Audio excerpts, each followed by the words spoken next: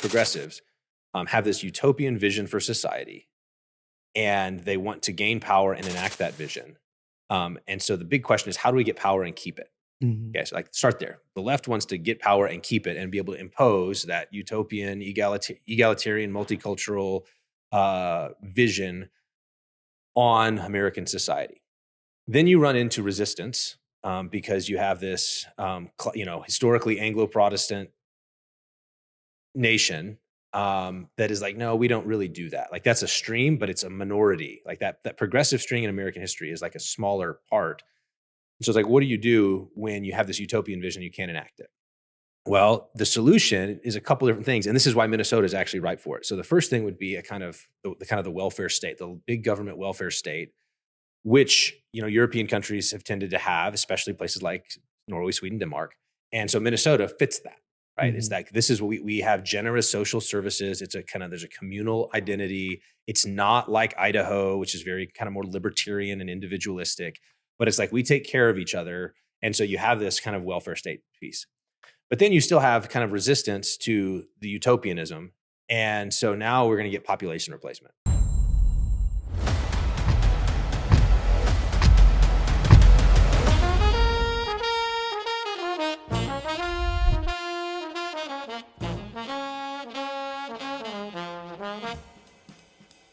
Howdy, everyone, and welcome back to Moment of Truth, the podcast of American Moment. My name is Nick Solheim, and I am the CEO of American Moment, and very glad to have you back with us for another fantastic episode this week. This week, we went out to the very cold Moscow, Idaho, and had a conversation with Dr. Joe Rigney, Dr. and Pastor Joe Rigney. I don't know, he has like 5 jobs.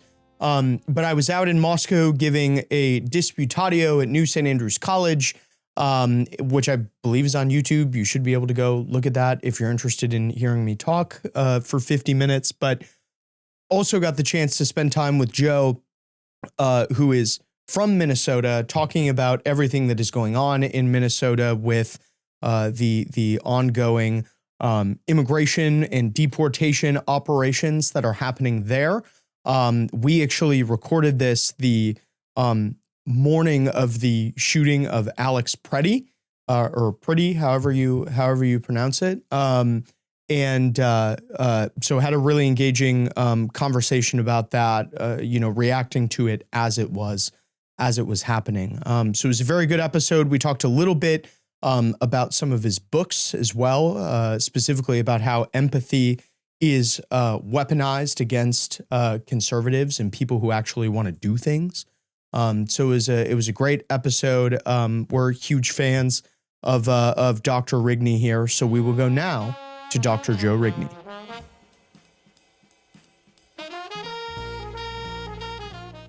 Dr. Rigney, thanks so much for coming on the podcast, and thanks for hosting it out here in Moscow, Idaho. Well, it's like we wanted to have an American moment here in Moscow, and so like we are now doing that. Well, I think a lot of folks in DC have probably seen and heard a lot about you over the last week or two as the events in Minnesota have been going on, and you've been all over the place. You've been on Fox, you've been on Newsmax, One American News, talking about all of these issues, but I think a lot of people are familiar with you, but don't necessarily know your story. Sure. Tell us about how you ended up here. Okay, so I was born young. I was born in West Texas. I grew up in Texas for the first 20-something years of my life, kind of in George W. Bush, or Laura Bush actually is from the same hometown. So we grew up in West Texas.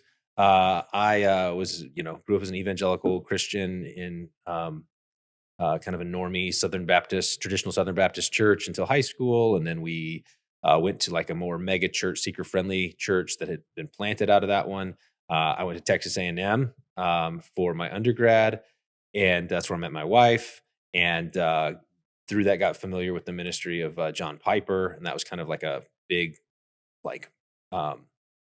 paradigm shifting thing for me in terms of like, the glory of God and the centrality of the Bible and all of that. So I felt called to ministry. And so I actually then out of college moved to Minnesota in 2005 to go to seminary. up at Piper's school.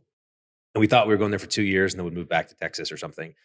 But ended up getting a job and staying there. So my wife and I basically got married and, honeymooned from Texas, driving up, we stayed in Chicago for like the nice part, but then ended up in Minnesota.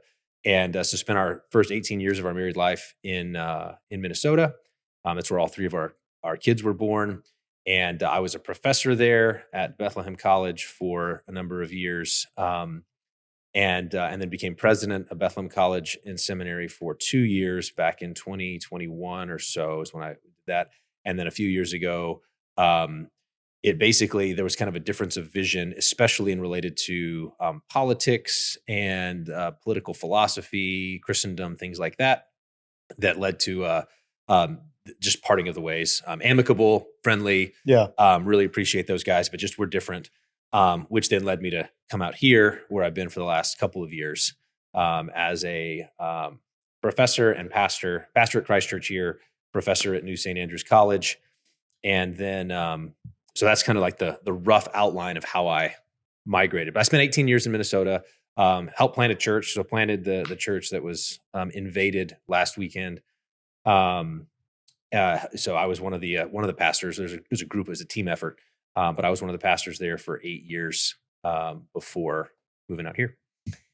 What was your perception of the way that Minnesota was slowly and then all at once changing from when you first arrived to when you left?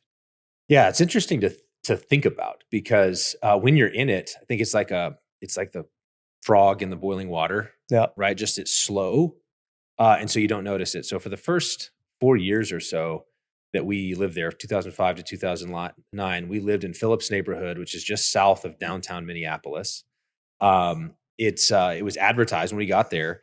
It was advertised as the most diverse neighborhood in the country. Love that. So, the number of ethnic groups, languages spoken, et cetera. There was actually a ministry there that would give tours of kind of the downtown and South Minneapolis area. There were kind of demographic tours where you'd kind of go and it'd be like, well, this is like a largely Hispanic neighborhood, or here's where a lot of Somalis live, and here's where other East Africans or whatever. That's a mosque. You wouldn't know it, but that's actually a mosque. Anytime, or you see the green awnings on buildings, and it's like those are probably Muslim owned. Yep. And so just kind of like an orientation, and largely presented, I think, as a positive thing, honestly, because it was like for evangelical Christians, it was the nations are coming to us. We can evangelize them. We want to share the gospel with all these peoples. And so this kind of multiculturalism is really a good thing. And so it was just kind of part of the background of where I lived in order, as we're there. And then, so now I think it did like ramp up. It's like, I think it began to spread out of, it's like the Somali presence is a good example that was largely concentrated, I think, in South Minneapolis, but now is Twin Cities wide. Yeah. And there was a similar thing, not quite as newsworthy, I suppose, but there's a large population of Hmong people. It was kind of concentrated in St. Paul. But again, it's like these two refugee groups from mid-90s global political conflict, somehow both ended up in the Twin Cities. And then around that, then you also had all kinds of different Latino groups from different South American countries, things like that. And so food's great.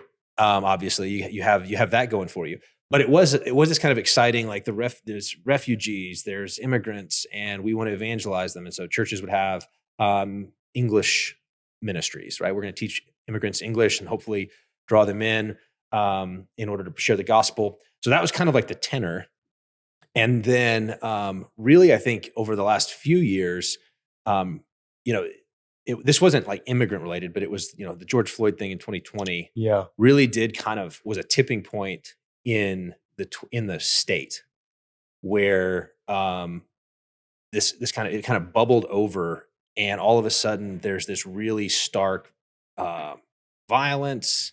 There's these protests, there's these riots, people are burning things to the ground. That was a kind of like, whoa, where do we live? This is Minnesota. Right. Right. So I think that there was still this kind of mindset of we're the, it's a Scandinavian, Norwegian, Swedish, Lutherans, as kind of the core ethnic identity that shaped the identity of the state, which that's not me. Like, again, I grew up in the South. Yeah. But had kind of gone, the Minnesota nice. And a little bit more of a progressive bent overall, I would say, but kind of old school progressive. Like the big hero was Paul Wellstone, who was the very progressive Minnesota senator who died in a it's a plane accident. A plane crash, right? Yeah. And then you had kind of the weird stuff, this was before I got there, but this was the weird thing for Minnesota was Jesse Ventura's governorship, where there was this really weird kind of independent streak within the state. Hubert H. Humphrey, like all these. Exactly. Yeah. And so it's always been kind of a little bit of an oddball political state, right? It's the only state that didn't vote for Reagan in 84, when he won 49 other states. And so but like a lot of states, it's, you have one big blue dot, the Twin Cities, which is deeply Democratic. Then you would have the kind of those suburb counties, which were red for a while. And then outstate, it was, very rural, typical rural Republican kind of voters. Like North Dakota. Dakota or parts of the South. They listen to country music and drive trucks, and it's the same. So it was very familiar in that sense. And then you had this kind of weird old school Democratic Farm and Labor. So Democratic Farm and Labor is the name of the Minnesota Democrats. And you can hear in it, there's an ag and a union fusion that goes back to like the 30s, 40s, 50s. That's who the Democrats were. And so in the northern part of the state where Duluth is, called the Iron Range, there was this kind of old school, historic, largely white, union-oriented Democrat, like that old school, working class Democrat that kind of persisted for a long time. And then Trump kind of upset that. All of a sudden, parts of the state that had been blue for a long time because of that thing kind of pivoted, just like they did nationally. Yeah. But then that also was coupled with some transformations in the Twin Cities as some of the suburbs began to drift more blue and kind of replace. So, well, I remember that up on the Iron Range, I think in 2016. So Trump won the Iron Range, which I think was a big part of how he got so close. Right. But then they also reelected the Democrat congressman. It was Colin something. Yeah. He was really old, but he was one of these like blue dog union Democrats, like pretty socially conservative, not extremely economically liberal, but good on the union stuff. Right, exactly. And so that was still there. And I think you've seen that transformation as the politics have shifted, which I think has then contributed to just the state. Like, why is it that a state that was kind of more old school union Democrat is now basically the Democrats there are like Gavin Newsom types. They're the fire breathing liberals. They're the down the line progressives. That's been a transformation over the last, since really the Trump era. Yeah, I get this question a lot, and I even got it a few times this morning as, ICE operations are continuing in Minneapolis. What's in the water for all those Scandinavians, Germans, and so on and so forth? Like, why?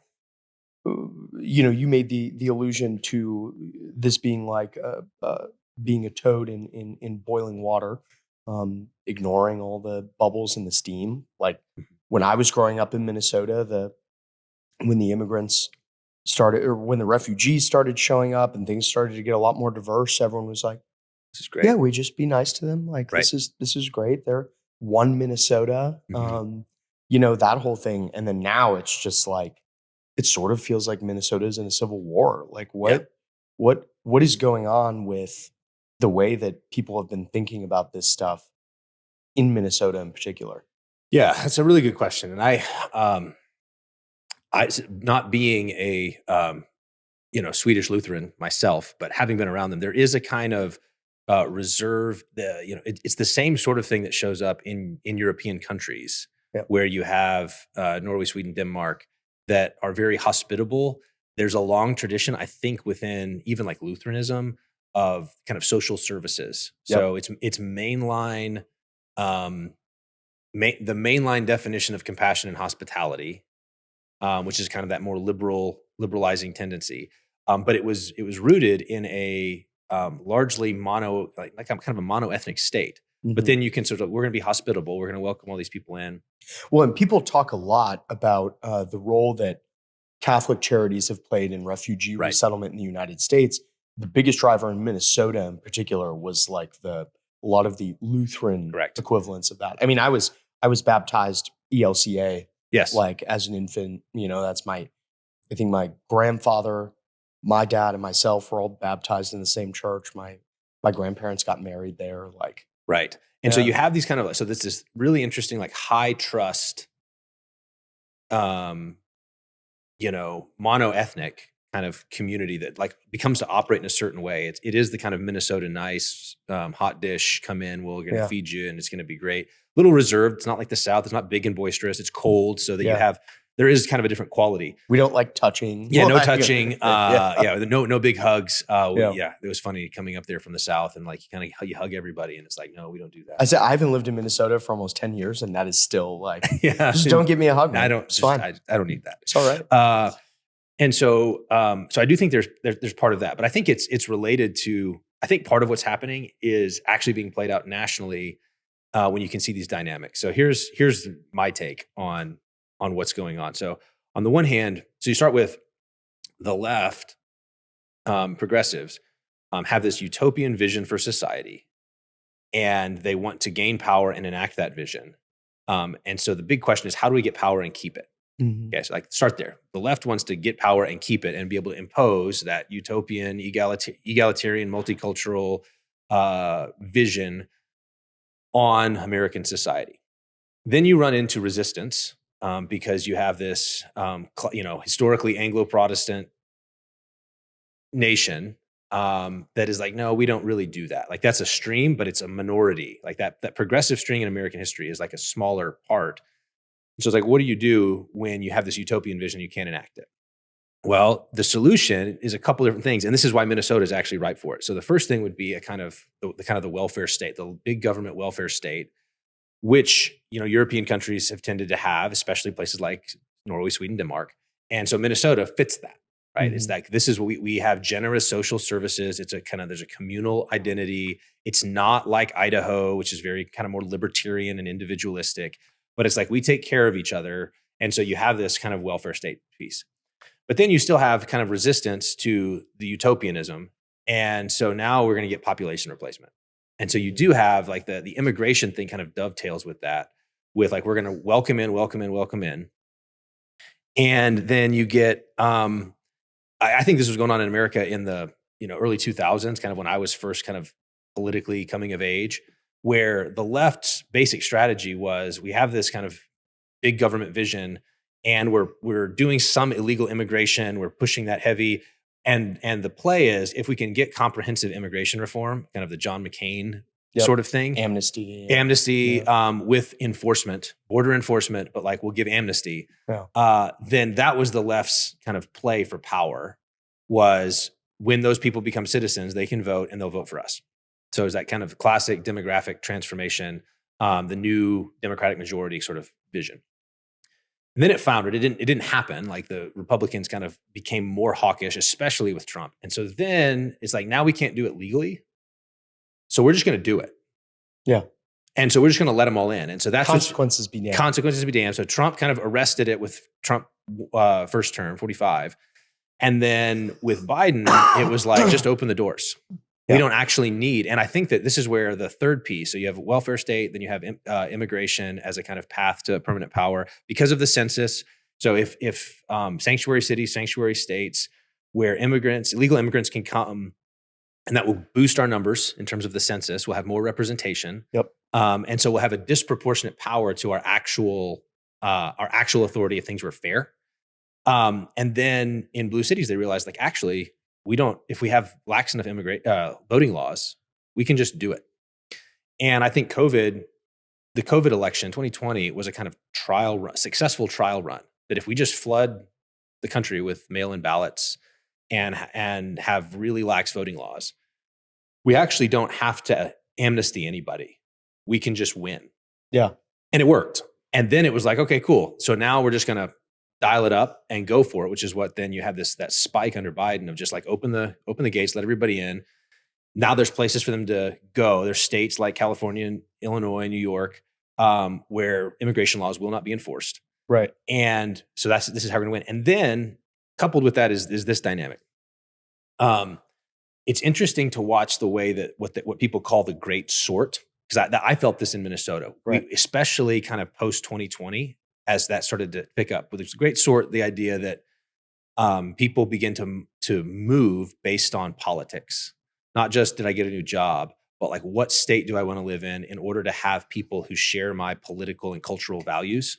I knew so many guys after graduating from Northwestern, like moved up to Anoka County, or like they were moving out into the exurbs. Good. Right? So you're moving out of the city, and so that's how it moves first. It's like first get out of the city, into the exurbs. But then once like you reach a certain point where, it's interesting. So this is an observation from my time in Minnesota from, the Pawlenty years. Tim Pawlenty was the governor when I was kind of first there, and then up through Walls and and some of that kind of stuff. At one time, Democrats had breaks. Like there were certain things they wouldn't go for, even if they wanted them. Yeah, like Mark Dayton. Right, exactly. It's like we'll push, we want bigger, but like we won't go that far. And then all of a sudden, it was like, no, we're just going to go for it. And it was like, what happened? And the issue is when it's a back and forth purple state kind of dynamic where you can elect a Republican governor and then you can elect a Democrat governor and it can swing back and forth. They have to budget for the backlash. If they push too far, there'll be the backlash. At some point, though, what happened was if you just go for it, if you just go pedal to the metal progressivism, then those people who had moved to the exurbs thinking like we can just live our lives and this won't bother me are now in a state where they're going to trans the kids. They can come for them if you're raising them. Why did they go for that? And it was like to drive conservatives out of the state. So the first people to leave in the great sort to leave the state are going to be a lot of very conscientious, civic-minded conservatives who are like, I can't raise a family here. Yep. And so what are they going to do? They're going to move to North Dakota. They're going to move to South Dakota. They're going to move to Wisconsin, which was, not as far on that deal. So they're just going to move across the border. I know a lot of guys that did the Arizona and Florida thing. Right. And then you do the just like, we're tired of the cold. So what are we doing? And so you get that kind of flight of conservatives. And so the pedal to the metal is designed to push you over the tipping point where conservatives leave. And then you've replaced them with this kind of like hospitality, multicultural, welcome all of the peoples of the world. And then when you couple those three things, generous welfare state with immigration and demographic transformation, and then you add to that lax voting laws, what you just did is now you have kind of ironclad power. Mm-hmm. Like you have it and this is what's being revealed right now in Minnesota with the way that welfare state kind of idea, the big government welfare state was dovetailing with the immigration thing. So the Somalis come in and they just get money and money and money for these daycares that don't have kids. And it's a racket. It's votes. We'll give you money. You give us votes. We give you money. You give us votes. And then there's lax voting laws so that everybody can vote and we'll just flood the zone. And now that's where Minnesota's at, right? So that's the play. It's the play that's worked in California. It worked in Illinois. It's worked in New York. And it's kind of the pick the states. And it's not going to work in certain places because you have the conservative answer to it, which is kind of the DeSantis, which is the opposite. Let's go pedal to the metal, even on the culture war stuff, in order to attract the kind of people who will reinforce that in our state. Right. That's the great source. Like Florida's just booming. It's going to be a red state forever. It's now probably one of the reddest states in the country because he realized, hey, wait, if we go pedal to the metal. What if we just actually wielded power? What if we actually wielded power? Won't it attract, and people go, I want to go live there. Yeah. Okay. So then here's the wild card. So then this explains why it's happening in Minnesota now. Because the Trump administration, I think, is mindful of what I just described. They're like, the key element there is this illegal immigration thing. Yeah. Right. Stephen Miller, I think, gets this deep, deep down in his heart. And so it's like, we have to actually deal with the immigration thing. So they're doing it nationally. But in Minnesota, they're doing it like in some other blue states without local cooperation. And so this is a kind of existential threat to the left's get and keep power plan. If you break up that, we give you money, you give us votes, ethnic clientele, And I think that's kind of the play is you have kind of these white liberals, white progressives kind of want to be kind of at the top at some level, like we are going to be the ones kind of running this thing with these various kind of ethnic client groups that kind of give us votes, and we funnel money to them through government kickbacks and NGOs and all this kind of stuff, federal grants that we'll just take and give to the daycares, and then they'll ship it over to the seas. And so that's the engine. And so all of a sudden, if you expose the fraud and shut that down, so if the Trump administration says no more money for fake daycares, you don't get those block grants. That's one piece. And then if they say, and we're going to deport a bunch of people who are kind of your ethnic clientele base, now all of a sudden they're in trouble. And so the escalating resistance there, I think, is owing to that. Yeah. Well, and you got to pick a place to make an example of. Right. And I think there's almost no better place to do that than the state of Minnesota. One of the really interesting things I was reading about this whole Somali daycare fraud is that the money that was stolen and then, in many cases, sent back to Somalia, it was more money than the Lehman Brothers lost in 2008. And literally, which, by the way, started the biggest global financial crisis of this century, and literally nothing happened in Minnesota, like the economy, right, or anything like that. Like, it just kind of lays bare how fake everything is. Yeah, right. We just don't have categories for that kind of money. Yeah, and it's just daily when you read just how much was just passing through, and how much of a well-oiled machine it was. And then I've paid employees in Minnesota too, and like when you see the taxes, it's like, I didn't realize it was this bad. Yeah, where's it going? Yeah. Where's it going? And it's like, oh, that's where it's going. Yeah, the roads suck. 35W's always under construction. Permanent construction. Yeah. Yes, exactly. And so I do think so it is that's why it's a flashpoint, is I think that the Democrats there, Walz, the mayors of Minneapolis and St. Paul, recognize the existential threat to their plan to get and keep power. Yeah. That the Trump administration poses by exposing the fraud and cracking down on it, mm-hmm. and dealing with deportations. And so it's like, we have to resist, which means we will not cooperate. The police are not going to help you, which requires the surge. And then the other thing is post George Floyd, there is an activist base there of organizations, community organizations, Black Lives Matter, things like that have done this. Like, they did it once in 2020.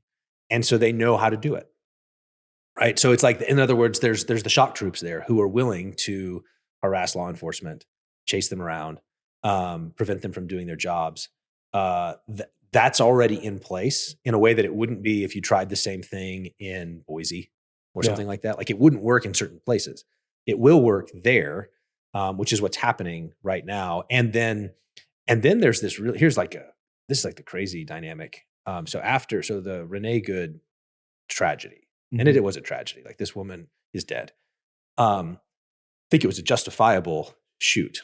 It was absolutely like, yeah. So we're not lawyers. We're not lawyers, but from everything that it looks like, is like, that guy, he got hit. It was life in danger, and so it was just. I'm not lawyers, but that looks fine. They did say DHS, I think, announced that he did suffer like internal injuries from that. And, right. Yeah.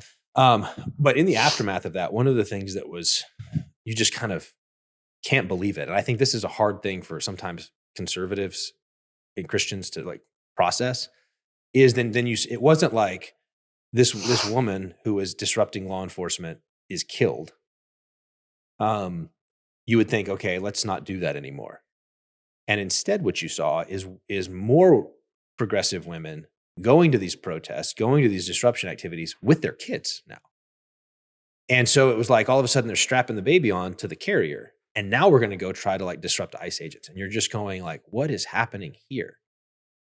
And it does seem to me to be a play out of kind of the Islamic playbook around the world. So this is what kind of Hamas would do, where they're going to, their nefarious activities are going to be under hospitals or under schools, knowing that if, say, the Israelis try to attack those, you're going to get pictures of lots of dead kids. Yeah.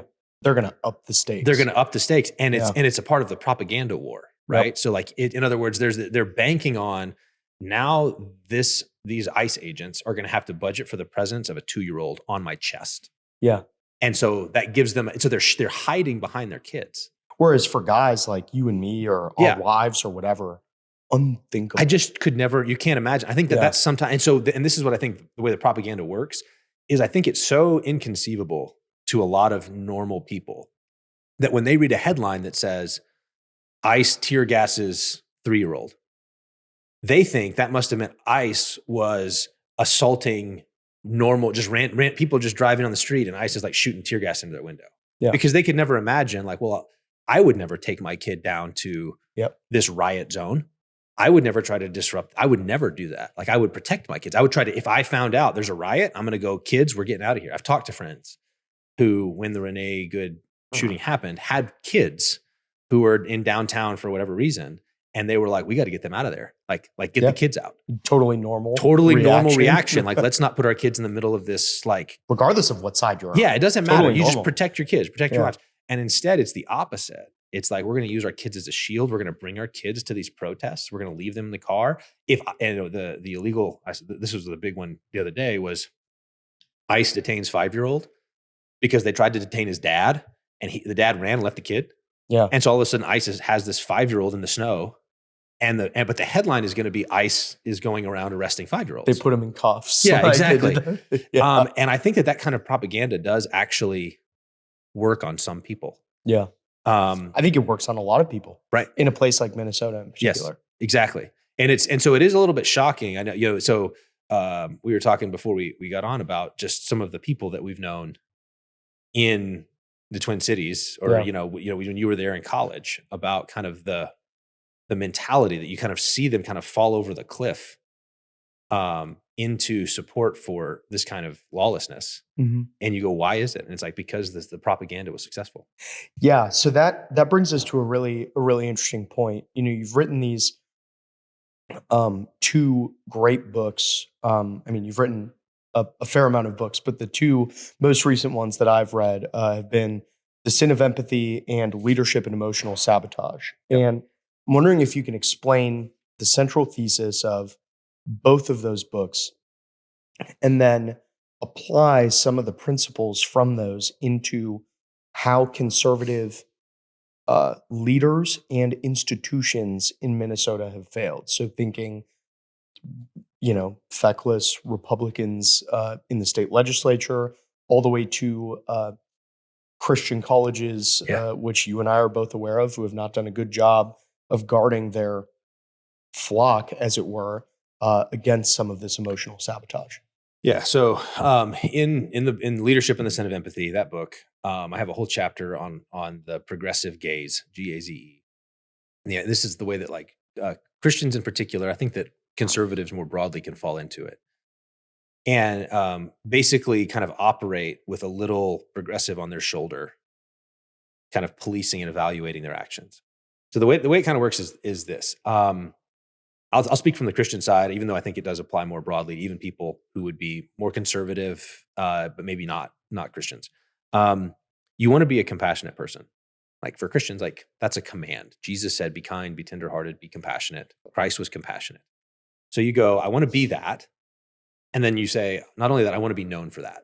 Mm-hmm. Like, I want that to be a marker, because Christ said, like, they'll know you by your love. This is your reputation. You're representing Jesus. And so you want to represent him well. So that's the kind of, like, the good impulse. I think what's happened in America and the West in general is that I think the left figured out how to hijack that and manipulate it. And it works a couple different ways. One is by constantly demanding that Christians demonstrate their compassion, or, in the upgraded language, their empathy. Right. As defined according to progressive standards. So what does compassion mean? It means, to go back to earlier, you must support this generous welfare state. So state-funded compassion is the way that you show you're a compassionate person. I think this is what the Lutherans, for example, long before we got to this point, or the mainline denominations, this was their kind of progressive vision, was we exercise our compassion through state action. Right. That's how we do it. And so it's like, okay, I want to be known as a compassionate person. So I need to go for this.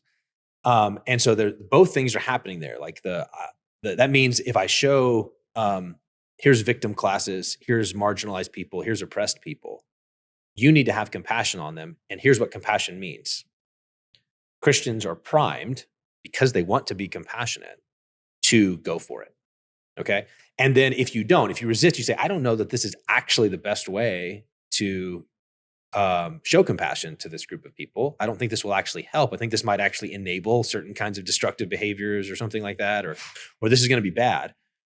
Now it's going to be your reputation on the line. Why are you a hater? Why are you a bigot? Why are you not compassionate? And so even if you go back again, think George W. Bush, why does he feel the need to kind of rebrand conservatism as compassionate conservatism? Right. Because there's a kind of angst where compassion is a left-coded virtue.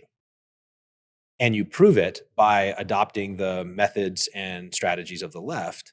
And even if you resist, if you say, okay, no, I think rationally that's not a good way, you'll still mute yourself because you don't want to be called the bad name. And then what happens is that Christians start to self-police. So I think there's a lot of Christians who hear me say that and go, I don't have a little progressive on my shoulder. It's like, no, you don't. You have a little Christian. You have a respectable Christian on your shoulder. Right. And you just want to make sure that you stay in that bucket. Yeah. And so if anything that feels right wing, anything that feels like a conservative exercise of power or imposition, you're going to flinch from, because you want to be the right kind of Christian, this respectable kind of Christian, the compassionate kind of Christian. You're sticking your finger in the air and seeing which way the wind is blowing. Correct. Right. Well, I think that's what's happening. I think experientially they would say, no, I'm just reading my Bible. The Bible, and this is the thing, it's a selective political dynamic. So yeah, it's always a funny thing when you have people who are like, the church should not be political, or the church, we don't want to be partisan. We don't want to be partisan. We don't want to be political. So there was a whole bunch of Christians who had that mentality, and they had theology, various kinds of theology to buttress that. We're not going to be political. The church is different. Separation of church and state would adopt even that kind of language. And so we're not political. And then as soon as the Black Lives Matter thing hit, all of a sudden we're marching in solidarity. Yeah. Putting the black, square up. And it's like, wait a minute, I thought we weren't political, but it's selectively political. And what you begin to realize is that there's a kind of conditioning that happens, say through a Christian college, or through certain kinds of churches, where essentially you're primed to, if it's a left-leaning or left-coded kind of political action, it's encouraged and permissible. Yeah. If it's a conservative political action, it's discouraged. Right. And that's actually the operating system. So if your church is like, if you're looking at the moment right now and it's like, what we need to mainly do is like pray for immigrants, stand in solidarity with immigrants, march for immigrants. Even if you're not political, you're like, I'm going to do that because justice demands it. The Bible demands it. Yeah. On the other hand, if somebody said, but doesn't the Bible also say that, we should live peaceful and quiet lives, law and order is good, the state should punish evildoers, borders are legitimate. And so should we march in solidarity for that? It's like, no, because we're not political. Right. And they don't feel the tension because they've just kind of bracketed. It's a selective political, and they've been conditioned and primed in terms of the priorities. These things are good things, and they're allowed to think that law and order is good. And they're allowed to operate in their own lives like law and order is good. Like they're going to be law-abiding citizens, but they're never going to try to impose that kind of conservative vision on anybody else. But they will allow the left to kind of run roughshod over their convictions. Right. Yeah, we had this really interesting conversation amongst some of the guys that I'd gone to school with at the University of Northwestern St. Paul, which is a relatively small Christian school in Minnesota. And we had started to get a lot of these Facebook posts on our feed from, and it was almost exclusively women that we had gone to school with, who are all a part of following ICE around now.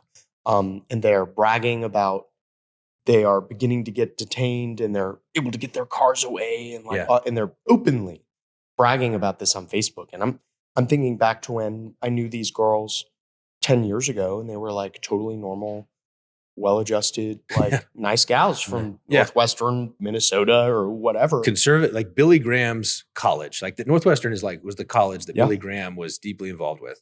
He was president. He was president. It's like time, it's like this is like a conservative Christian college, and now you have, but something happened. Yeah, well, so sitting here now, and I was thinking about this while you were talking.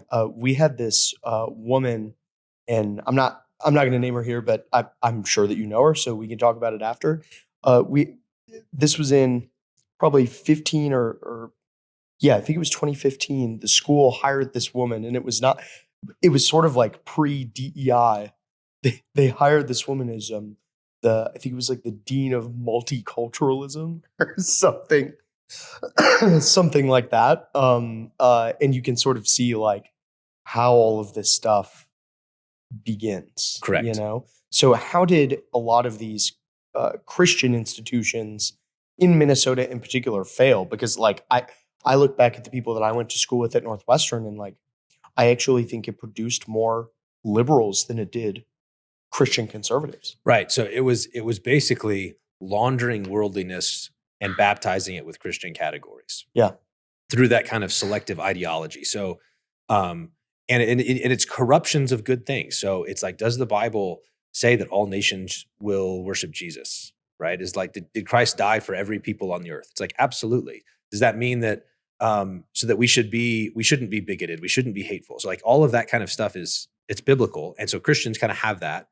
And then it gets kind of subtly and over time twisted to mean now. And then I think in the American context, the sort of legacy of whether it's slavery or Jim Crow kind of weighs heavy on certain kinds of people. Right. All these years after. And so that was kind of like the camel's nose under the tent, is to say, we need to rectify those past wrongs.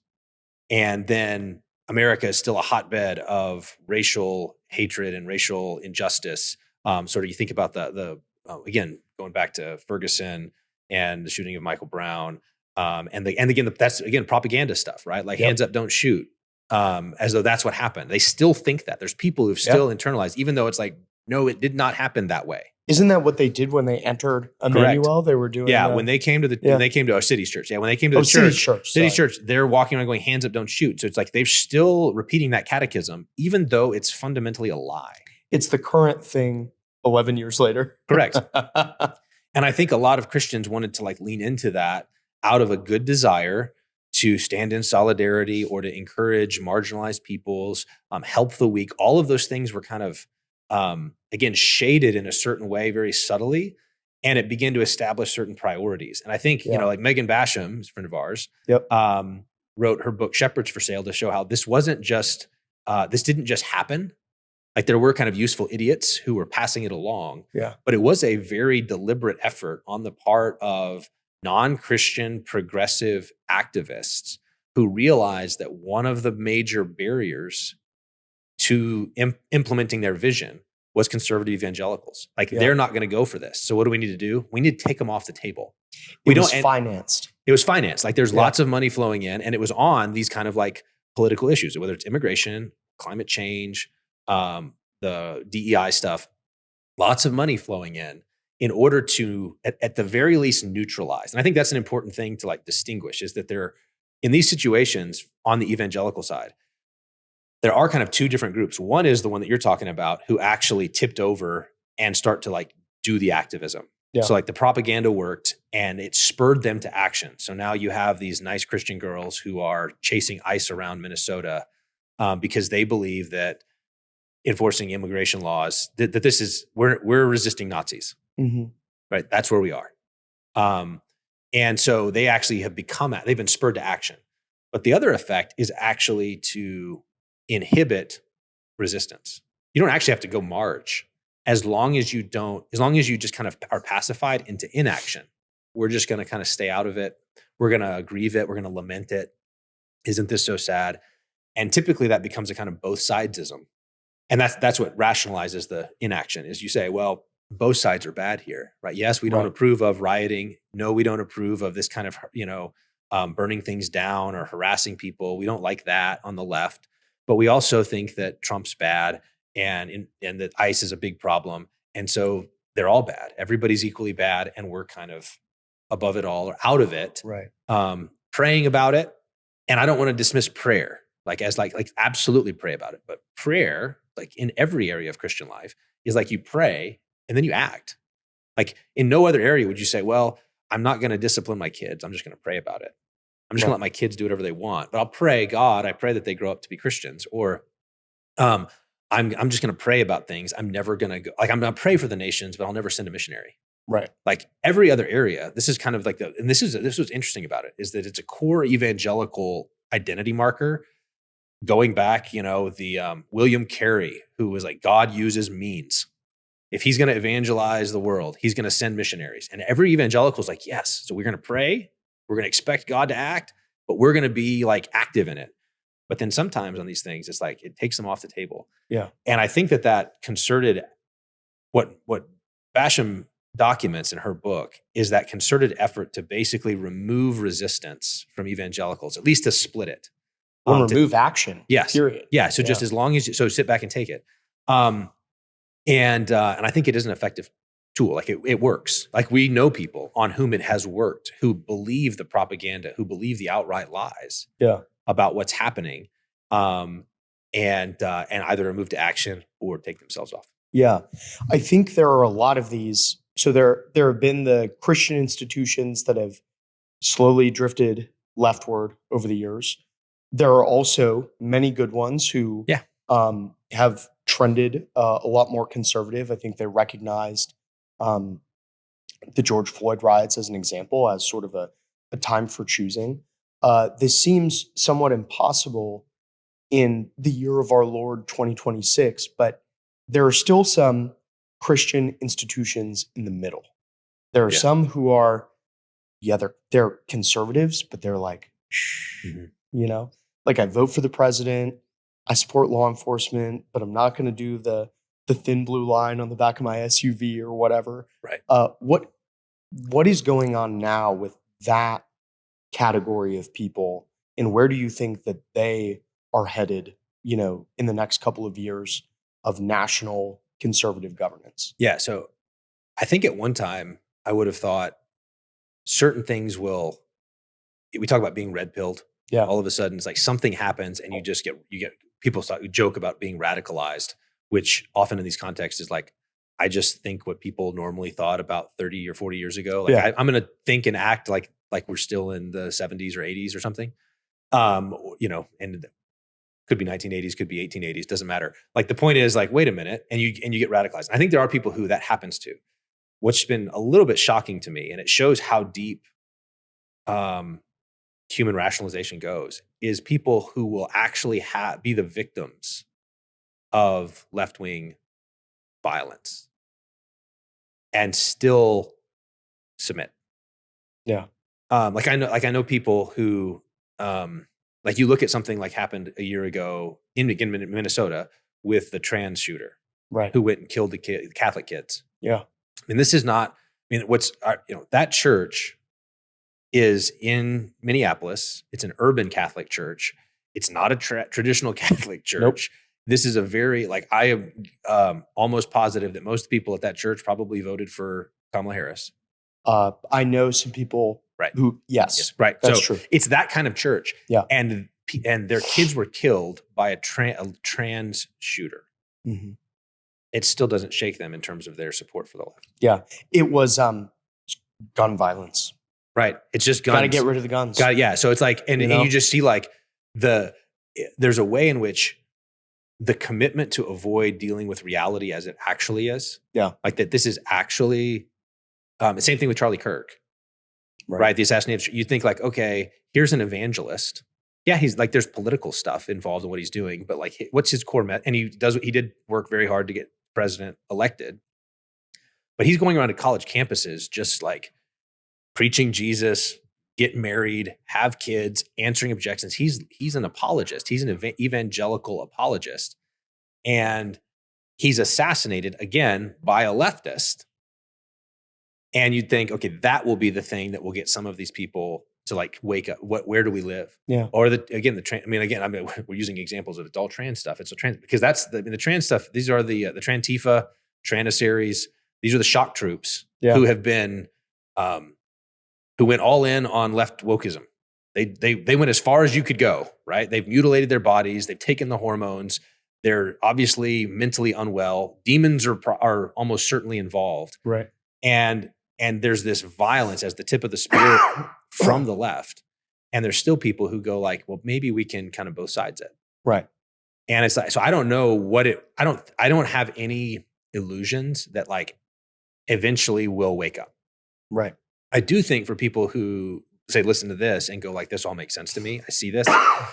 There's a question of, okay, what do we do? And it's like, I don't know that you can, I do think it's good to try to disabuse people. Like don't acquiesce to the lies and propaganda. So I've seen friends, you mentioned the girls that are following ICE around.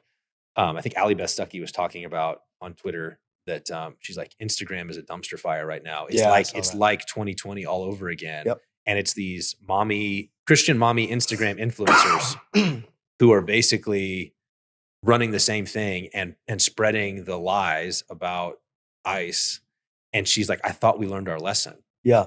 And we didn't. And so, I've seen her, I've seen others who have been trying to kind of like debunk all of the lies because the headline gets up there and people again are primed to just swallow it. Yep. And then when it actually is debunked, it doesn't shake their faith in we just live in such different information ecosystems. Yeah. Well, so we're even seeing this already today.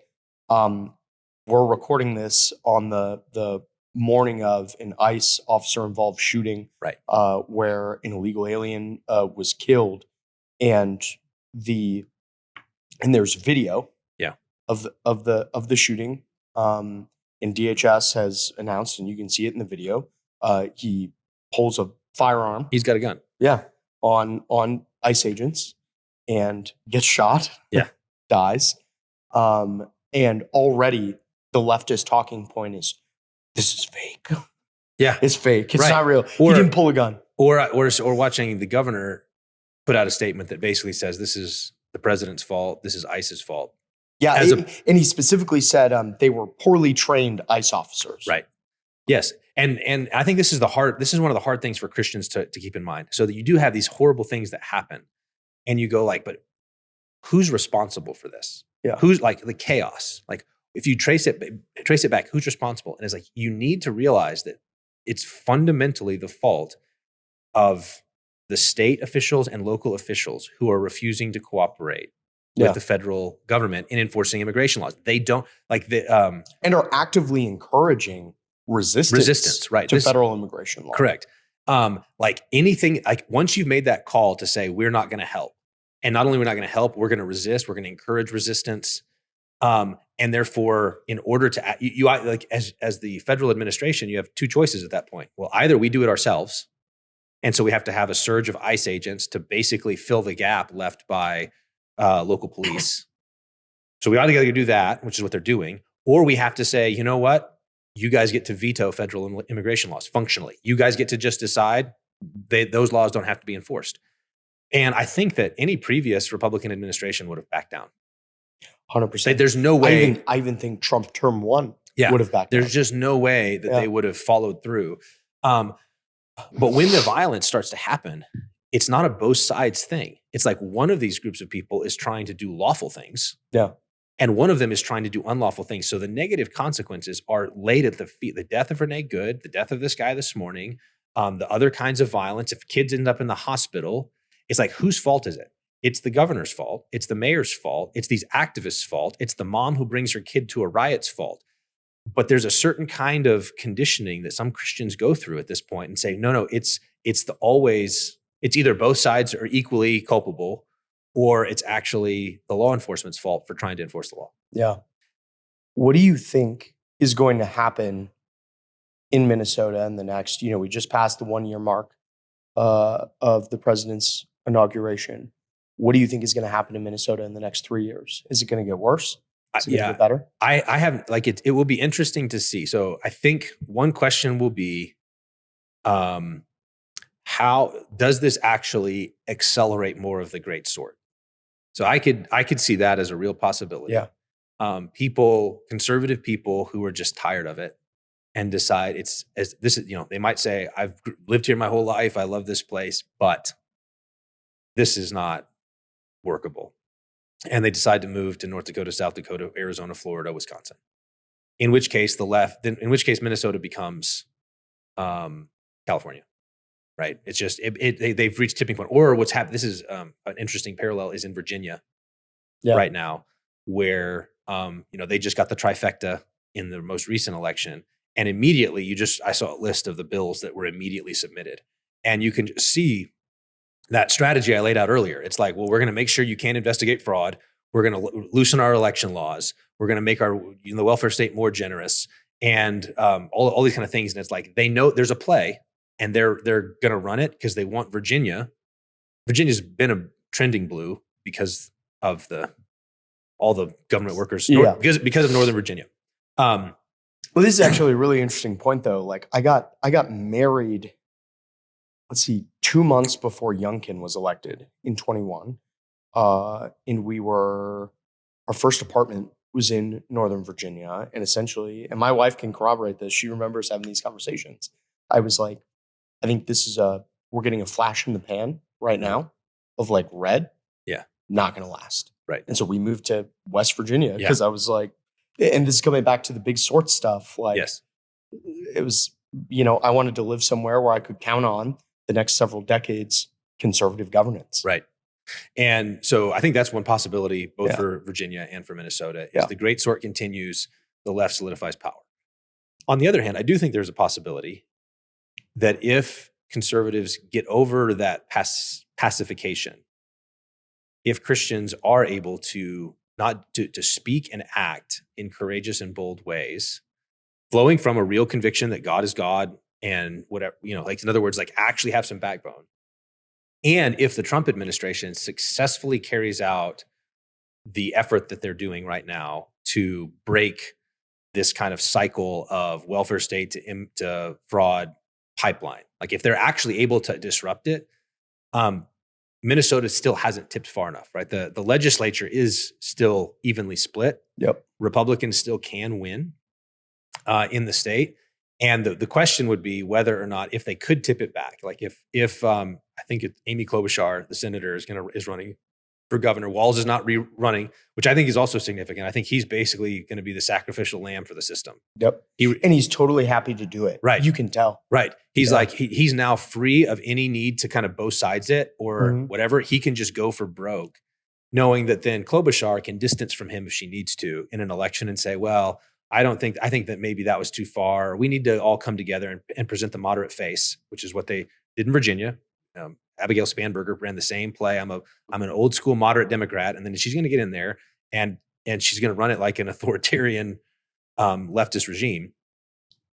Klobuchar is going to try to run the same play. If you could get a staunch Republican governor and both houses and actually say pass voter ID, right? Like in other words, those kinds of things, then Minnesota could actually tip back. Like you'd actually have a chance, but that's going to require courage, clarity, action on the part of conservatives in Minnesota. It's going to require continued vigilance, debunking of the left's lies on the part of Christians, like to their friends. They're going to have to keep saying like, no, that's not what happened. They did not arrest a 5-year-old. Like that's just a lie. And you need to stop listening to the people who are telling you lies. Live not by lies. Yeah. Well, this has been extremely illuminating. This absolutely flew by. Where can people find you, keep up with all the important work that you're doing out here in Moscow? Yeah. So canonplus.com is one place. A lot of my stuff shows up there. I write regularly for World Magazine, World Opinions, and then I write regularly for American Reformer. So those are kind of the two outlets that you can find me. So Canon Press, World Opinions, American Reformer. Great. Well, thanks so much for coming on Moment of Truth and for hosting us here in your beautiful studio. Yeah, thanks, Nick. Good to be with you.